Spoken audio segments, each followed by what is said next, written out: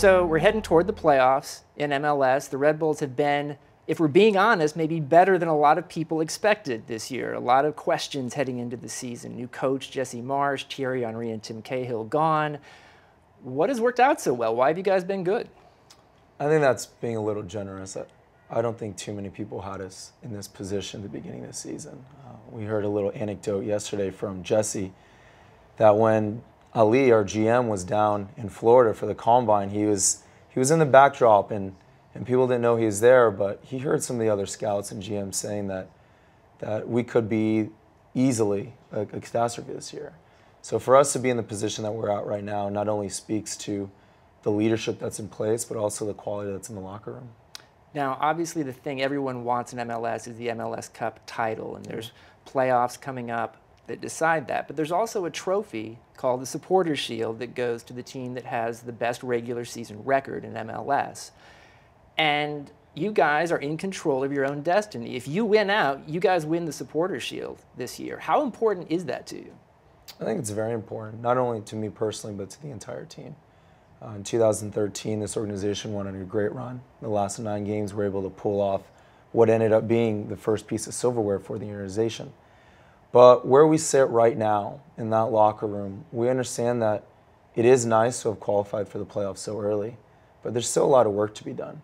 And with 5 games left, 3 at home, we know that if we take care of our end, we're going to be in a great position to get what we would like to be the first piece of silverware this season. I think in its own sense, it would also validate some of the work that's gone into the season.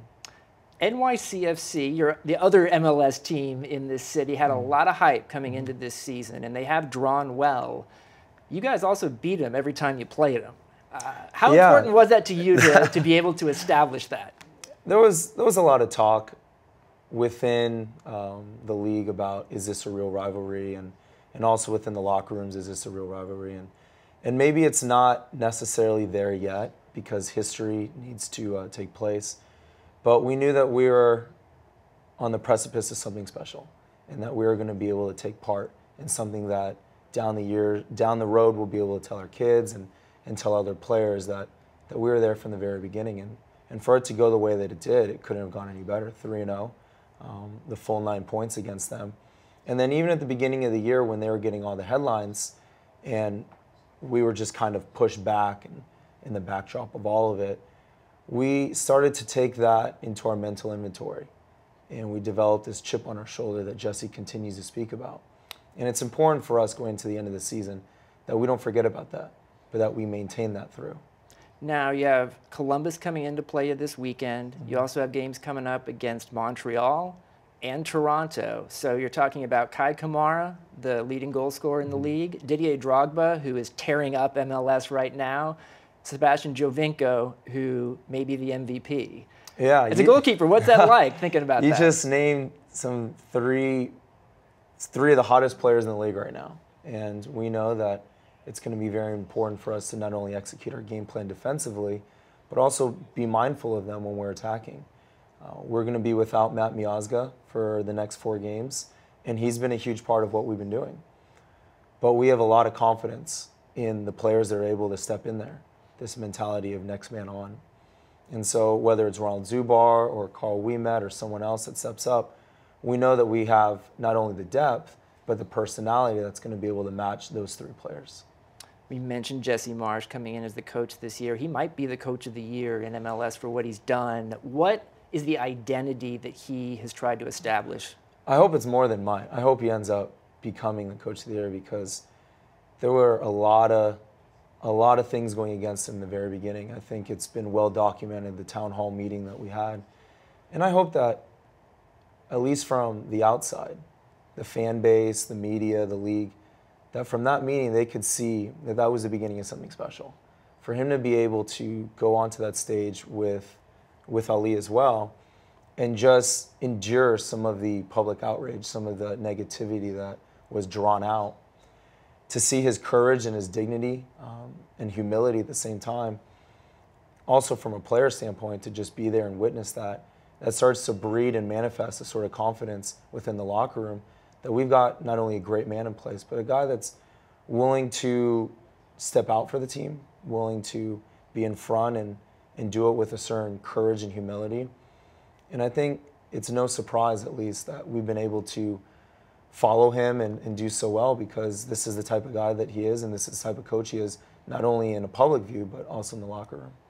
Now, this town hall meeting that you did is one of the most fascinating moments of the year in MLS to me, because you basically had fans figuratively with pitchforks at this event after the coach had been let go. Jesse was brought in, new GM.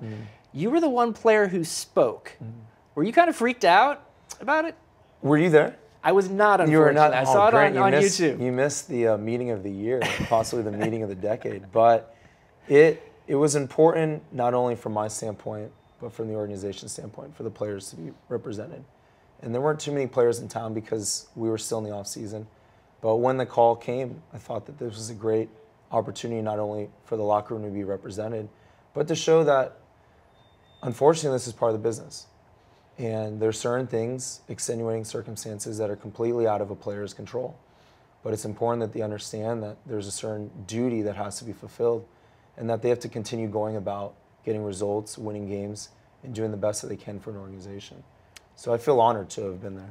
If you were to have another town hall meeting right now with your season ticket holders and these passionate fans, what would you say to them about what lies ahead this year for your team? I think it was only a couple weeks ago that they actually had the second town hall meeting.